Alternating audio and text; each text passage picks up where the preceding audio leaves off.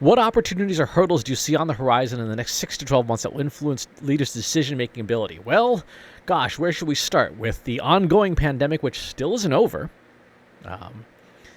the presence of World War III, which is functionally what we're in right now, in the middle of. On a tactical level, most organizations are going to see impacts of the supply chain crisis, which started in the pandemic, has been amplified by geopolitics.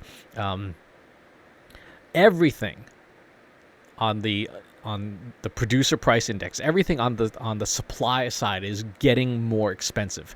Wages are going up, and that's a good thing because people deserve to be paid what they're worth, what the work is worth that they do. And workers are at a point now in their balance of power where they can command pay that should have been commensurate with increases in GDP and productivity over the last 40 years. They're essentially playing catch up, and companies are not prepared for this. Prices have to increase. Everything is going to be more expensive. Many things are going to be hard to get. When you look, for example, at import-export businesses and what's happening in supply chains. Metals like platinum, for example, which was one of the major exports of Ukraine prior to the invasion by Russia. That's in very short supply. That impacts automobiles and impacts the ability to make chips for computers, not snacks. That constrains two critical parts of major supply chains, the technology piece especially, which has all these downstream ripple effects. And so what this creates for leaders and their decision-making ability is substantial uncertainty.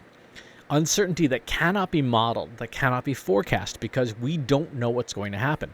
One of the limitations of things like predictive analytics is that you can't predict what has never happened. Right? You can predict things that have happened in the past. We have not had a World War-like condition since 1945, right? We have not had such a massive dislocation in the world economy at this scale with two large economic players in most people's living memory. And we certainly don't have the level of data that we would need from past world wars to effectively model what's happening now, particularly with things like supply chains.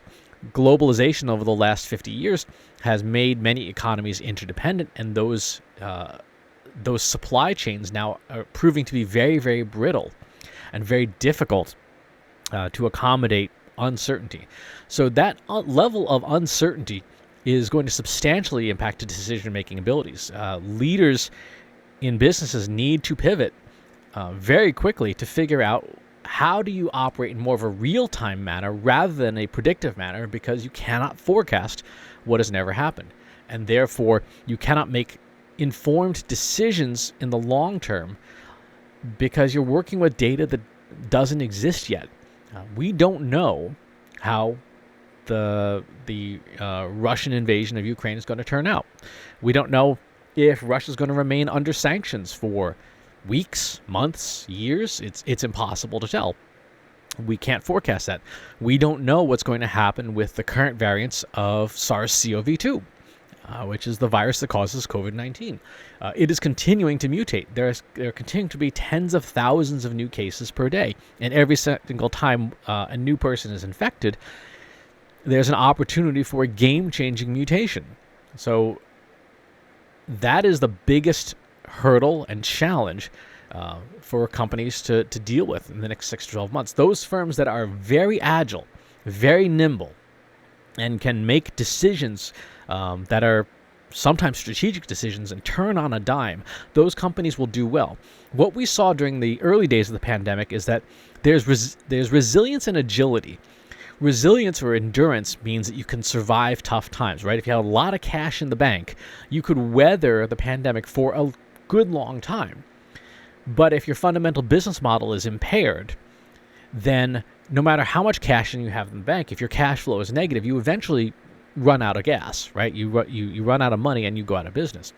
So resilience is only half of the puzzle. The agility is the other half. Those restaurants and those businesses that were able to pivot very, very quickly, move to takeout and delivery, for example, during the pandemic, or move to virtual classes online, and deliver all their services digitally and go through a rapid digital transformation, that agility meant that they had to be less resilient. They didn't have to have a war chest of cash if they were able to keep their customers through pivoting how they delivered their products and services.